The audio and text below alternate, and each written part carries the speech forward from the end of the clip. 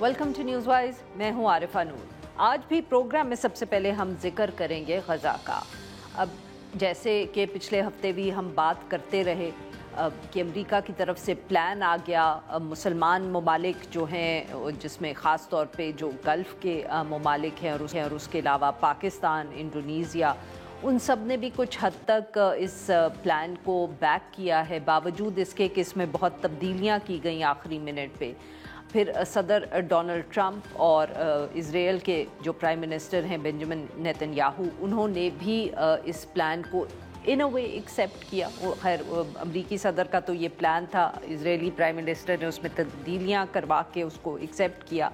ये कि इसमें तब्दीलियाँ हुई थी, इसका ज़िक्र मीडिया रिपोर्ट्स में और कुछ ममालिक ने भी किया, पाकिस्तान भी उनमें शामिल है। इसहाक डार साहब ने एक से ज़्यादा मौके पे कहा कि जिस प्लान पे उन्होंने इत्तफाक किया था उसमें तब्दीलियाँ हुई हैं, मगर फिर भी सबकी कोशिश यही है कि ये जो प्लान है इस पे सबका इत्तफाक हो जाए, क्योंकि सबसे अहम चीज़ बकौल उनके ये है कि जो खून रेज़ी इस वक्त हो रही है गज़ा में उसको रोका जाए।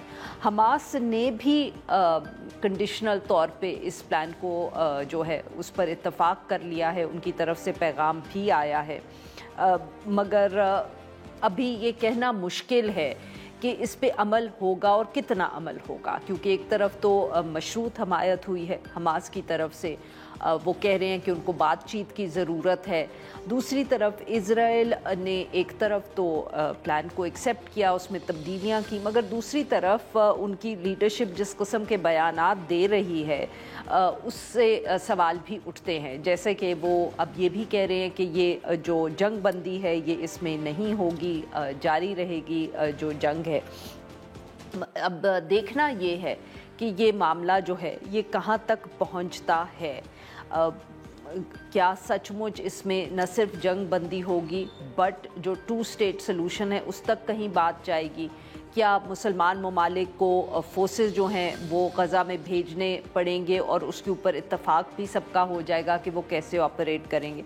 और इसके साथ साथ हम जिक्र करेंगे फ्लोटिला का, जो गया गज़ा की तरफ इमदाद लेके, जिसको रोका गया इजरायली फोर्सेस ने, उस पे जो लोग सवार थे उन सबको कैदी बनाया। काफ़ी हद तक अब इतलात यही आ रही हैं कि लोग डिपोर्ट हो गए हैं। पाकिस्तानी जो हुकूमत है वो भी कोशिश कर रही है, क्योंकि सेनेटर मुश्ताक जो हैं जमात इस्लामी से जिनका ताल्लुक़ है, सेनेट के मेंबर रहे हैं, वो भी उस फ्लोटिला पे शामिल थे। ये सब इश्यूज़ हैं और इन पे बात करने के लिए आज हमारे साथ मौजूद हैं अदील मलिक साहब, एसोसिएट प्रोफेसर हैं, ऑक्सफोर्ड यूनिवर्सिटी से वाबस्ता हैं। Welcome to the show professor साहब। जी अदील मलिक साहब, सर ऑब्वियसली जैसे कि सब यही बहुत से जो कयासराई हो रही थी कि हमास शायद कबूल नहीं करेगा इस प्लान को, मगर उनकी तरफ से जो पहला पैगाम आया वो तो कदरे हम कह सकते हैं कि हौसला अफजा है। उन्होंने मशरूत तौर पे इसको एक्सेप्ट किया है। अब सवाल ये उठ रहा है कि जंग बंदी जो है उसकी तरफ अभी तक इजराइल ने कोई कदम नहीं रखा। सो अब सबकी नज़रें हम कह सकते हैं इजराइल पे हैं, पर सवाल ये है कि क्या अमेरिका उन पे ये दबाव डालेगा कि वो जो इस वक्त हमले कर रहे हैं इस वक्त फ़लस्तीनियों पे गज़ा में, वो रोकेंगे? बहुत शुक्रिया आरफा। मेरे ख्याल में जिस तरह आपने फरमाया कि ये बड़ी खुश आइन बात है कि हमास ने बड़े तदब्बर के साथ मेरे ख्याल में जो रिस्पांस दिया है, जिसमें उन्होंने एग्री किया है, ताकि जो इसराइल ये तासुर फैलाता है कि हमास अमन नहीं चाहता, तो अब हमास ने जो अपना रिस्पांस है उसमें फौरी तौर पे कहा कि हम अमन की तरफ जाएंगे, हम प्रेसिडेंट ट्रंप के प्लान को भी अप्रूव करते हैं, और साथ साथ उन्होंने ये भी कहा कि इंटरनेशनल लॉ के तहत और जो फ़लस्तीनी अथॉरिटी है, पैलेस्टीनियन अथॉरिटी है, जिसके साथ उनका इख्तलाफ रहता है, उसको उन्होंने उसमें शामिल किया और कहा कि हम एक बड़ी अरेंजमेंट का हिस्सा होंगे कि जिसमें Hamas will be part of the larger Palestinian organisation. तो एक तरह से उन्होंने बॉल ट्रंप के और नेतन्याहू के कोर्ट में फेंक दिया, और उसने देखा कि ट्रंप साहब जो भी है वो अमेरिका में खासकर और यूरोप में भी جو عوام کا مزاج ہے وہ بہت تیزی سے تبدیل ہو رہا ہے، بہت زیادہ پریشر ہے ان تمام ممالک میں کہ بھئی اب اس کو جنگ کو ختم کریں، روکیں۔ تو وہ پھر ٹرمپ کے ہاتھ میں ایک بڑی اچھی اپرچونٹی آ گئی کہ بھئی اب تو حماس نے مان لیا، اب ہم جائیں نیتن یاہو پہ اور اس کے اوپر پریشر ڈالیں۔ اب کیا نیتن یاہو صاحب اس کو ایکسپٹ کرتے ہیں کہ نہیں؟ میرے خیال میں شارٹ آف ڈس آرمامنٹ، جو بنیادی طور پہ غیر مسلح کیے بغیر اسرائیل اس کے اوپر نہیں آئے گا، اور وہ حماس کے لیے غیر مسلح ہونا ایک تھوڑا سا مشکل عمل ہوگا۔ میرے خیال میں وہ اس کے اوپر بہت آسانی سے مانیں گے نہیں۔ دوسری چیز یہ ہے کہ جو نیتن یاہو کا جو پلان انٹرنل، جو ابھی مڈل ایسٹ آئی کی بھی ایک سٹوری آئی ہے، اس میں بڑا کلیئرلی ڈسکرائب کیا گیا ہے کہ کیسے دو طرح کی لائنز بنائی جائیں گی، ایک یلو لائن ہوگی اور پھر ایک ریڈ لائن ہوگی، اور جو جی ریڈ لائن ہے وہ اس کے اوپر اسرائیلی فورسز آلریڈی موجود ہوں گی، اور درمیان میں ایک بفر ہوگا، اس بفر کے بعد جو انٹرنیشنل فورسز ہیں وہ اس کا انتظام سنبھالیں گی۔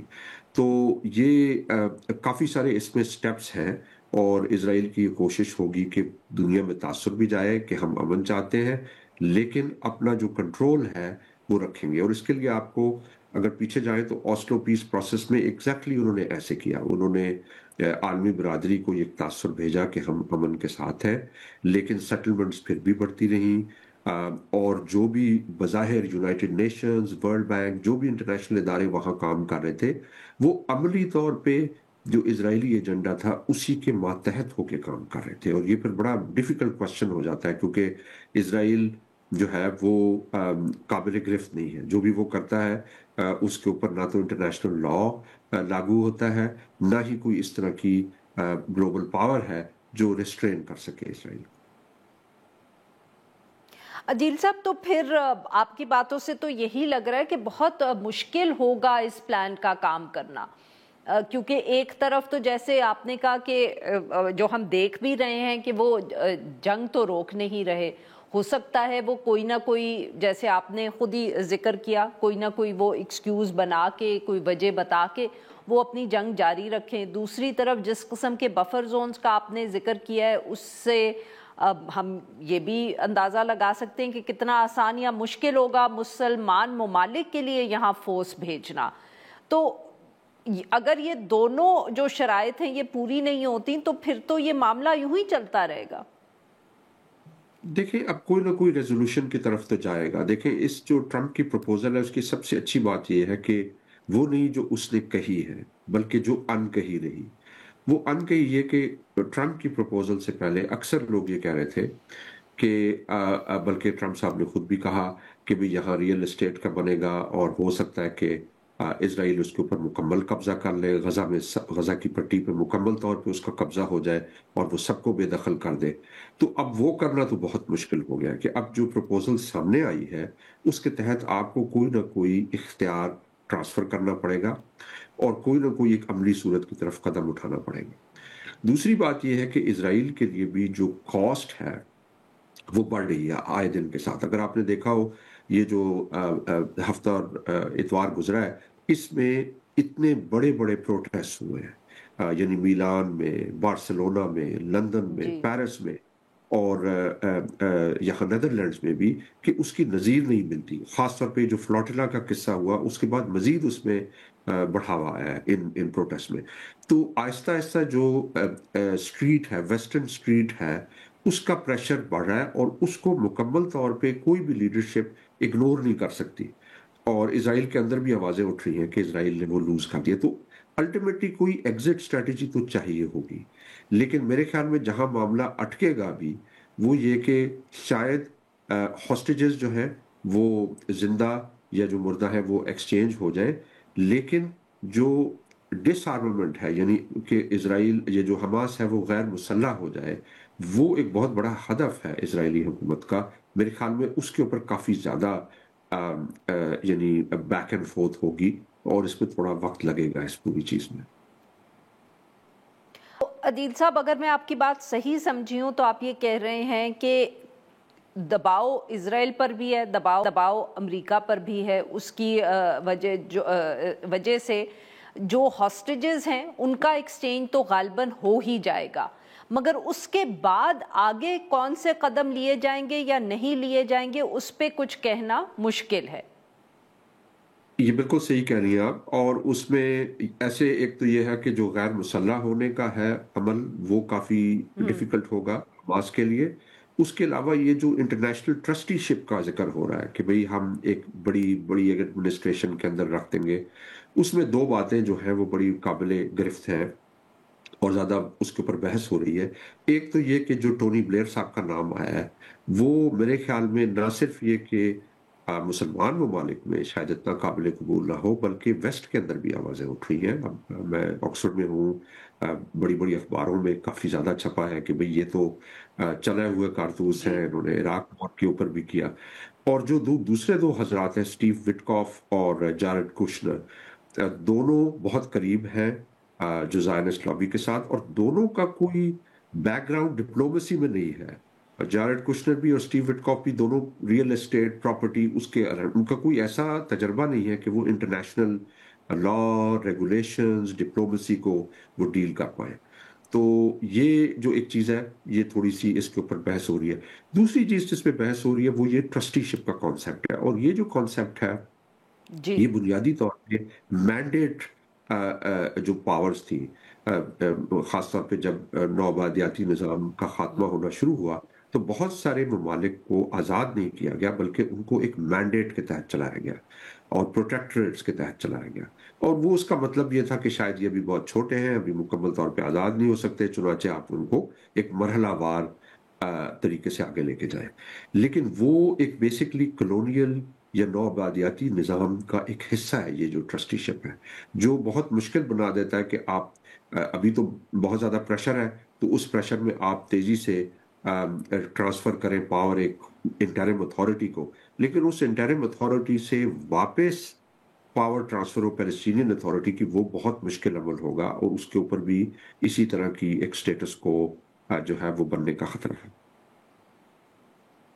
اور سر ویری کوئکلی نیتن یاہو کے اوپر بھی ڈومیسٹکلی بہت دباؤ آئے گا اگر اس نے یہ جنگ ختم کی، کیونکہ ان کی گورنمنٹ میں ایک رائٹ ونگ ایلیمنٹ بہت زیادہ ہے جو چاہتے ہیں کہ یہ جنگ جاری رہے. دیکھیں اب اس میں ایک تو چیز بڑی سامنے اب واضح طور پہ آ گئی ہے کہ اسرائیل کے اندر جو کہا جاتا تھا کہ بہت بڑی تفریق ہے، میرے خیال میں بائی اینڈ لارج کوئی اتنی بڑی ریزسٹنس نہیں ہوئی کہ آپ فلسطینیوں کے ساتھ ایسا سلوک نہ کریں. تو وہ تو میرے خیال میں ساری اسرائیلی سوسائٹی ریڈیکلائز ہو چکی ہے. لیکن ایٹ دا سیم ٹائم یہ آوازیں ضرور آ رہی ہیں کہ آپ جس جگہ پہ لے کے جا رہے ہیں وہاں پہ اپنے کور آبجیکٹیوز کو کھو رہے ہیں. اب مثلا آپ نے دیکھا کہ امریکہ میں جو رائٹ ونگ کے لوگ ہیں، کرسچن رائٹ کے لوگ ہیں، ٹکر کارلسن ہے، کڈینس ہے اور بہت سارے لوگ ہیں، ان کے ملینز آف ویوز آ رہے ہیں اور وہ یہ سوال کرنا شروع ہو گئے ہیں کہ جو امریکہ کا اسرائیل کے ساتھ تاریخی طور پہ رشتہ تھا، جس طریقے سے وہ کنٹرول کرتے ہیں امریکن ایڈمنسٹریشن کو، وہ اب ایک پبلکلی ڈیبیٹ ہو رہی ہے چیز. تو اسرائیل کے اندر بھی یہ خدشات ہیں ایسے کہ جس میں وہ یہ کہتے ہیں کہ اس کا اینڈ آؤٹ کم کیا ہے. لیکن ظاہر ہے نیتن یاہو صاحب جب اس پوری پروپوزل کو بیچیں گے، آپ نے ابھی بھی چلایا اپنا جو ان کا انٹرو، تو اس میں وہ ہمیشہ یہ چاہیں گے کہ یہ ایک ریٹریٹ یا ایک ہزیمت کے طور پہ نہ دیکھا جائے کہ ہم ہار گئے، بلکہ ہم نے کوئی ایک کنسیشن لی ہے اسرائیل کے لیے. بہت بہت شکریہ سر، آپ نے یہ وقت نکالا. ناظرین یہاں پہ لیتے ہیں ایک چھوٹی سی بریک، اور جب ہم بریک سے واپس آئیں گے تو ہم بات کریں گے معیشت کی. IMF سے مذاکرات بھی جاری ہیں، پرائیویٹ سیکٹر سے بھی کچھ اچھی خبریں نہیں آ رہی. So we'll try and take a comprehensive look at that. Welcome back ناظرین. پروگرام کے اس حصے میں ہم ذکر کریں گے معیشت کا. ایک طرف تو IMF کا مشن پاکستان میں موجود ہے اور مذاکرات ہو رہے ہیں پاکستان کی حکومت سے. جتنی بھی خبریں آ رہی ہیں جنرلی وہ پازیٹیو ہی ہیں، کیونکہ اگر ہم ماضی پہ نظر دوڑائیں تو پچھلے ایک دو سالوں میں ایک دو ایسے موقع آئے جب IMF سے ہمارے تعلقات کافی کشیدہ ہو چکے تھے اور شرائط اتنی بری طرح پاکستان ان کو وائلیٹ کر رہا تھا کہ ہم جیسے کہ اب بھی ذکر ہوتا ہے کہ we came close to a default. تو اب اس طرح کی کوئی صورتحال نہیں ہے. جس سے بھی بات کریں تو یہی پتہ چلتا ہے کہ IMF سے بالکل یہ نہیں ہے کہ اختلافات نہیں ہیں، मगर स्मूथली मुज़ाकरात चल रहे हैं, चाहे सैलाब का इशू हो या फिस्कल डेफिसिट का इशू हो, इसके ऊपर बातचीत ख़त्म नहीं हुई, चल रही है, मुज़ाकरात हो रहे हैं और नतीजा भी स्मूथली ही नज़र निकल आएगा। दूसरी तरफ पाकिस्तान की हुकूमत इस बात को भी बहुत सेलिब्रेट कर रही है कि ब्लूमबर्ग के जो ताज़ा तरीन नंबर सामने आए हैं तो उनके मुताबिक पाकिस्तान जो है अब उन ममालिक में शामिल हो गया है जिन्हें दिवालिया होने के खदशात जो हैं उसमें सबसे ज़्यादा कमी नज़र आई है। यानी कि we moved very quickly away from the position of default. और ये भी है कि जो उभरती हुई मईशतें हैं दुनिया की उसमें भी हमारा नंबर अब सामने आ गया है।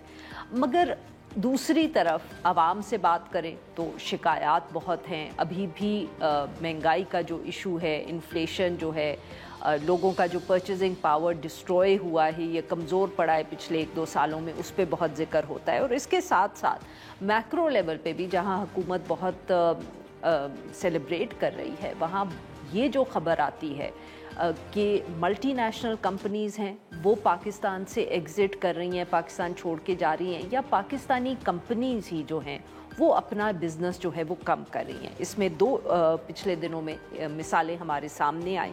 एक तरफ तो हम जिक्र करेंगे प्रॉक्टर एंड गैम्बल का, जो मुख्तलिफ़ किस्म की अशिया जो हैं वो बनाते हैं जिसमें घर के इस्तेमाल की बहुत सी चीज़ें होती हैं। उन्होंने ये कहा कि वो पाकिस्तान से जा रहे हैं। दूसरी तरफ गुल अहमद जो एक लोकल कंपनी है उसने भी अपना जो मैन्युफैक्चरिंग अपैरल है यानी कि मलबूसात बनाने का बिज़नेस उसको बंद करने का ऐलान किया है।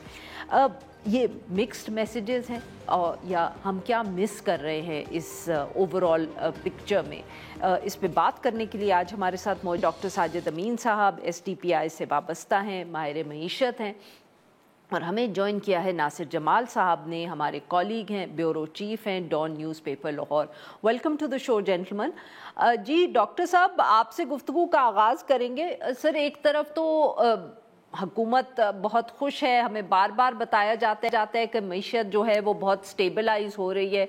दूसरी तरफ गुल अहमद की कहानी या प्रॉक्टर एंड गैम्बल की जो अनाउंसमेंट आई है, how would you explain this all? जी आरफा, बहुत शुक्रिया।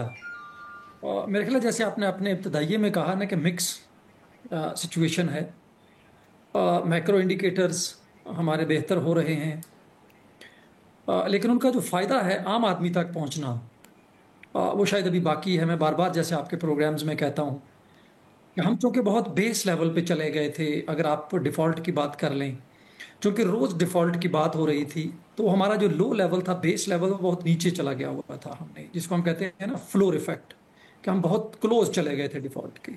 तो वहाँ से जो मार्जिन होता है रिवर्सल का वो हमेशा बड़ा होता है, क्योंकि आप बहुत क्लोज बॉर्डर लाइन पे चले गए थे। तो उसकी वजह से वो हमें एक नज़र आ रहा है कि मार्जिन ऑफ इम्प्रूवमेंट हमारा बहुत ज़्यादा हुआ है। बट इसमें कोई डाउट नहीं है कि अगर आप पिछले साल 2 साल के अंदर देखें तो आपके जो इंडिकेटर्स हैं इकानमी के, वो राइट डायरेक्शन में है। आपका इंटरेस्ट रेट गो के भी हाई है बट कम हुआ है, इन्फ्लेशन बहुत लो हो गया है, GDP ग्रोथ थोड़ी सी बेहतर है, खासकर आपका रुपया जो है वो स्टेबल है। तो 2 एंगल हैं इसको देखने के। एक तो ये कि इस वक्त क्या इसका बेनिफिट आम आदमी को पहुंच रहा है। मुझे लगता है कि वो अभी तक नहीं गवर्नमेंट कोई स्ट्रेटजी इस तरह की ला पा रही। और मैं बार बार आपके प्रोग्राम में भी, वाकई में भी यही कहता हूं कि एक इशारिया जो मेरे नज़दीक बड़ा अहम होगा वो रोज़गार के मौके होंगे, कि हम इस स्टेबलाइजेशन को कैसे ट्रांसलेट करते हैं रोज़गार के मौके में, वो अभी तक मिसिंग। और उसकी एक बुनियादी वजह ये है कि हम इस वक्त भी IMF के प्रोग्राम के अंडर हैं और स्टेबलाइजेशन ही हमारा मेन फोकस है। चैलेंज ये होगा कि क्या हम इस प्रोग्राम के बाद कैसे स्टेबलाइज करते हैं, क्योंकि IMF का प्रोग्राम बना ही स्टेबलाइजेशन के लिए। जो दूसरा आपका बड़ा अहम पॉइंट है, मुझे लगता है इसमें 2 तरह का एक व्यू है जो इसमें आ रहा है। हमारे जो FDI या जो बड़ी फर्म्स का जो एग्जॉडस हो रहा है, कुछ तो हमारा जो हाई कॉस्ट बिजनेस करने की बहुत ज़्यादा कॉस्ट हाई हो गई है, जो डिमांड है वो शायद उस तरह से पिकअप नहीं कर पा रही चीज़ों को, जिसकी वजह से एक इम्पैक्ट तो ये भी आ रहा है कि हमारी तरफ से जो चैलेंजेस हैं वो भी। सही। नासिर साहब, साजिद अमीन साहब ने जो प्राइवेट सेक्टर है उसके हवाले से बहुत अहम 2 बातें की हैं।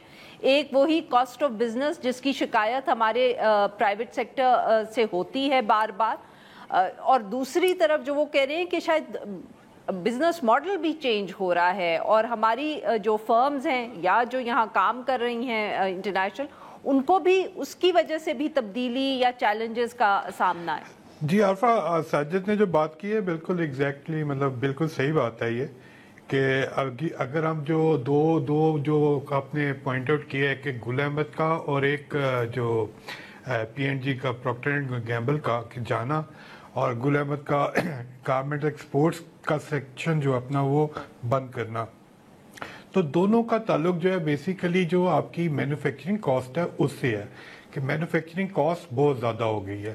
یعنی یہ ایکسپورٹرز کے لیے بھی ایک ایشو بن گیا ہے جو باہر کی مارکیٹ میں کمپیٹ نہیں کر پا رہے.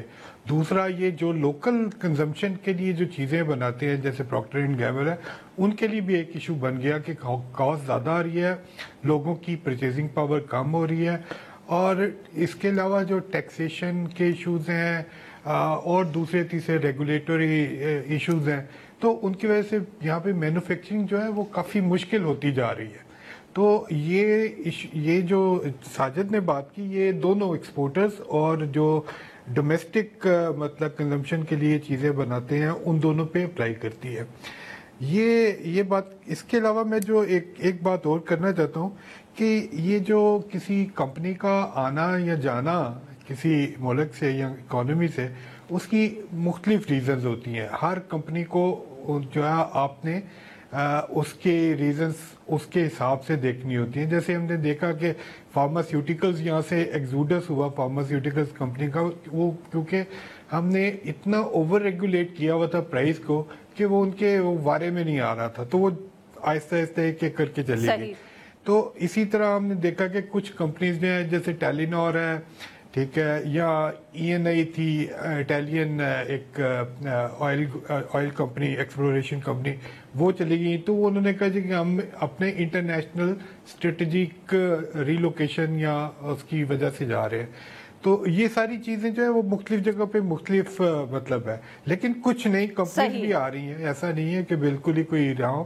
لیکن ایک جو چیز میں کہنا یہ چاہ رہا ہوں جو امپورٹنٹ ہے میرے خیال میں، وہ یہ کہ کوئی بھی کمپنی ہو، چاہے اس کی پریزنس یہاں پہ بالکل جو ہے سمبولک ہو جیسے مائکروسافٹ تھی، تو اس کی پریزنس جو ہے وہ پرسیپشن کے لیے فارن انویسٹر اس کی پرسیپشن کے لیے بہت امپورٹنٹ ہے. Perception makes a huge difference, اور پرسیپشن اس وقت یہی بلڈ ہو رہی ہے کہ کمپنیز جا رہی ہیں. جی ناظرین، یہاں پہ لیتے ہیں ہم ایک چھوٹی سی بریک.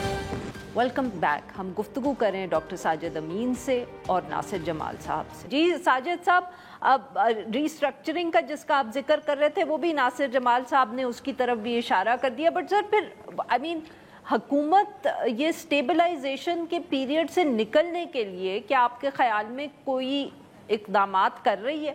بیکاز یہی اب شکایت ہوتی ہے کہ اسٹیبلائزیشن تو ہر حکومت کر لیتی ہے. What comes next is where everybody has failed. Arfa, میرا خیال ہے ایک پوائنٹ جہاں پہ ہماری ہر گورنمنٹ نے اسٹرگل کیا ہے، اور وہ یہ گورنمنٹ بھی کر رہی ہے کہ ریونیوز جو ہے وہ کہاں سے لایا جائے. اسٹیبلائزیشن جب آپ کو آئی ایم ایف یہ کہتا ہے تو وہ یہ تھا کہ آپ کے جو بنیادی ٹارگٹس ہیں، اپنے پرائمری سرپلس دینا ہے، فسکل ڈیفیسٹ کو کم سے کم رکھنا ہے. اب روزگار کے مواقع پیدا کرنے کے لیے آپ کو انویسٹمنٹ چاہیے، لوکل انویسٹمنٹ چاہیے، فارن انویسٹمنٹ چاہیے. مجھے لگتا ہے وہ جو پرائیویٹ سیکٹر ہے نا، دیکھیں لوکل جو گورنمنٹ ہے وہ کبھی بھی روزگار کے مواقع جتنی تعداد میں پاکستان جیسے ملک کو چاہیے، جہاں آپ کا کوئی 60% جو آبادی ہے وہ انڈر 30 ہے، جو 15 سے 29 سال کا ہے، آئی تھنک تقریباً 1/3 پاکستان ہے. ٹھیک. جو پرائیویٹ سیکٹر ہے شاید اس کو وہ جو کریڈیبل پالیسیز چاہیے، جو سرٹینٹی چاہیے پالیسیز کی، جو سپورٹ چاہیے، ایز آف ڈوئنگ بزنس کو بہتر کرنا چاہیے، وہ مجھے لگتا ہے ابھی گورنمنٹ نہیں کر پا رہی ہے. اس وقت اگر آپ انرجی پالیسی کو دیکھ لیں تو وہ بھی اسی صورت میں ڈیزائن کی جا رہی ہے کہ ذرا ریونیو کا ٹارگٹس پورا ہو جائے، چاہے وہ پیٹرولیم ڈیولپمنٹ لیوی ہے، چاہے وہ بجلی کی قیمتوں کا بڑھانا ہے. اس کا بنیادی مقصد جو ہے وہ ریونیوز کے ٹارگٹس کو پورا کرنا ہے، کیونکہ جو متبادل ذرائع ہیں ریونیوز کے، گورنمنٹ اس کو نہیں کر پا رہی، ٹیکس بیس کو نہیں بڑھا پا رہی. اس کی وجہ سے وہ سارا کا سارا جو برڈن ہے وہ اسٹیبلائزیشن کے نام پہ آ جاتا ہے. تو اس وجہ سے ابھی بھی گورنمنٹ کے پاس مجھے لگتا ہے کہ جو روزگار کے پیدا مواقع ہیں وہ بہت کم ہیں، اور وہ پرائیویٹ سیکٹر جب تک آپ اس کو اسٹیبلائزیشن پہ ہی حکومت جو ہے وہ ابھی کے لیے फोकस कर रही है। जी नासिर साहब, we running out of time very quickly है। सर ये बताइएगा कि अभी ये जिक्र ये भी हुआ था बहस में कि रुपी इस वक्त स्टेबल है, पर सर कुछ एक्सपर्ट्स का ये भी ख्याल है कि इधर भी we are expecting some bad news in the coming days. नहीं, कोई इमीडिएटली तो मुझे कोई नज़र नहीं आता है ऐसा। आपके रिजर्व्स मतलब अभी ठीक हैं और आप की रिस्ट्रिक्शंस जो हैं आउटफ्लोज पे वो काफ़ी हैं, तो अभी कुछ इस तरह का लग नहीं रहा। मतलब ऐसा अभी वो भी है IMF का प्रोग्राम भी है और कुछ उम्मीद भी है कि बाहर से सऊदी अरब से या दूसरे तीसरे मुल्कों से इधर से कुछ पैसे वैसे आ जाएंगे, तो इमीडिएटली तो कोई इतना कोई इशू नहीं है। लेकिन डेफिनेटली मार्केट में मतलब डॉलर की जो कमी है, शॉर्टेज है मुख्तलिफ रीजंस की वजह से, वो एक कंसर्न है और वो किस तरह से अभी तक तो ये हल नहीं कर पाए। मतलब स्टेट बैंक ने काफ़ी अपनी मतलब परचेजिंग भी डॉलर्स की वो ख़त्म कर दी है, लेकिन स्टिल मगर फिर भी मसला हल नहीं हुआ। बहुत बहुत शुक्रिया हमारे दो मेहमान, उन्होंने हमारे लिए वक्त निकाला। नाज़रीन, यहाँ पे लेंगे एक छोटी सी ब्रेक, और जब हम ब्रेक से वापस आएंगे हम बात करेंगे कश्मीर।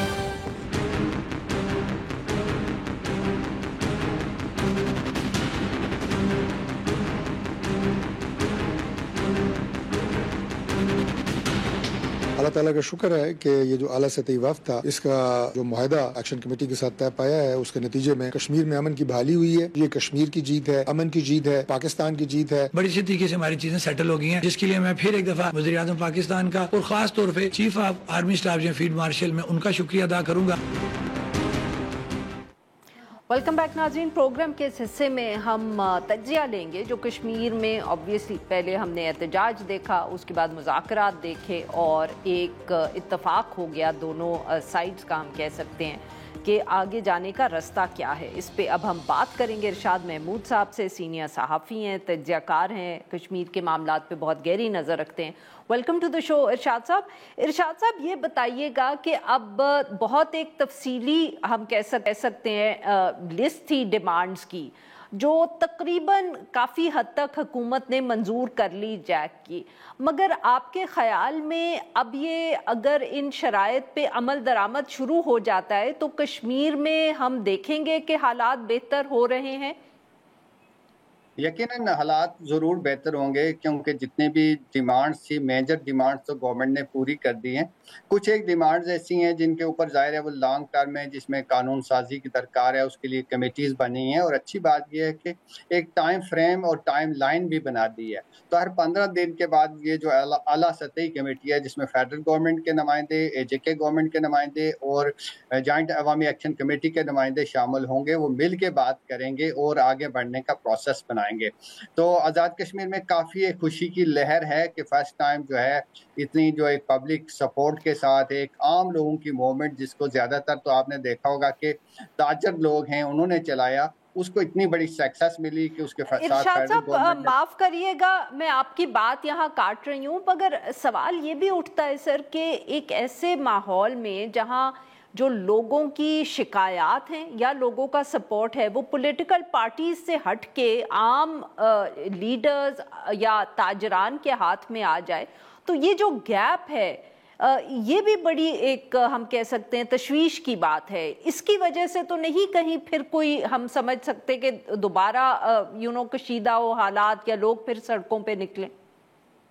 आपने बड़ी अच्छी बात की। एक्चुअली प्रॉब्लम ये हुआ कि आज़ाद कश्मीर की जो दो मेजर पॉलिटिकल पार्टी थी, पीपल्स पार्टी और नून लीग, उन्होंने कोलिशन गवर्नमेंट बना ली।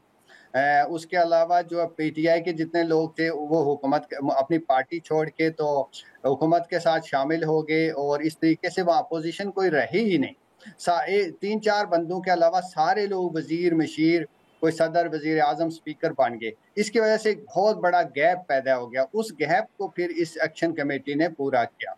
तो आप देखिए कि पिछले 2-3 साल के अंदर जो है जितनी पॉलिटिकल पार्टीज और लीडरशिप है वो बुरी तरह से जो है, एक तरह से उनका फेलियर आप कह सकती हैं। उन्होंने एक्शन कमेटी के जवाब में जो भी जलसे किए, उस जलसे में बहुत ही कम तादाद में लोग गए। हालांकि उस स्टेज पे درجنوں سابق وزیر اعظم صدور پارٹی کے ہیڈز بیٹھے ہوئے تھے، لیکن اس کے برعکس جو ہے لوگ ایکشن کمیٹی کے چھوٹے چھوٹے جو اجتماعات تھے ان میں بھی بہت بڑی تعداد میں آئے. تو اس کا مطلب یہ ہے کہ آزاد کشمیر میں پولیٹیکل پارٹیز کو اب اپنے رویے پہ اور طرز عمل پہ سوچنا بھی پڑے گا اور اپنے آپ کو دوبارہ لوگوں کے ساتھ کنیکٹ کرنا پڑے گا تاکہ لوگ جو ہیں ان کے ساتھ جڑ پائیں. بہت بہت شکریہ ارشاد صاحب نے ہمارے لیے وقت نکالا. ناظرین آج کے لیے بس اتنا ہی. We'll be back tomorrow at the same time.